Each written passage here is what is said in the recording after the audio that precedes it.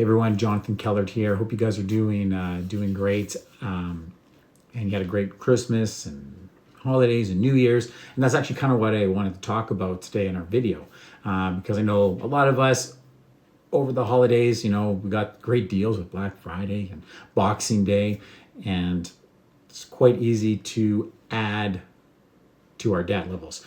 And so what I wanted to do today was just kind of talking about how to avoid common debt traps, really using that to protect your financial future.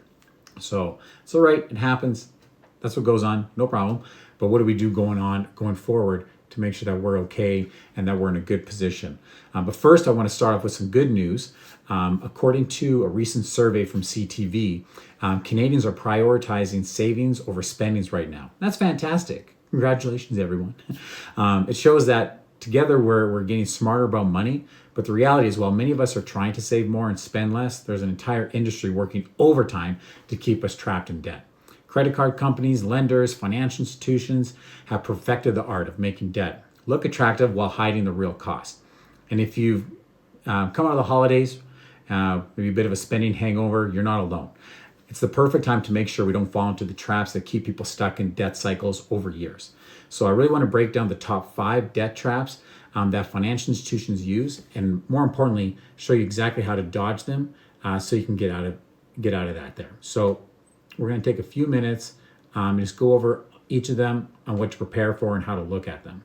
The first one is low minimum payments.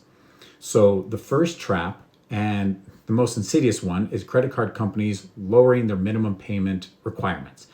You might have noticed that many credit card companies have dropped their minimum payments from 5% of your balance down to 2% and sometimes even lower.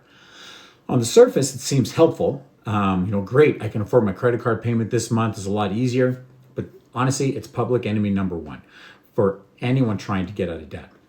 Because here's why it's a trap. If you run the numbers, say you have a $5,000 balance on a credit card with a 19.99 interest rate. If you pay 5% of minimum payments, the first payment is $250. And the time it's going to take you is about 5 years to pay it off. The total interest you're going to pay is about $2,000. So the cost of that debt is $7,000. Now, if you pay 2% minimum payment, your first payment is $100, but it's going to take you over 30 years. Yes, 30 years to pay that off. And the interest is going to be over $10,000. So your total cost is over $15,000. So the lower payment may feel easier, but you end up paying 3 times more than the original amount of the spending a decade later.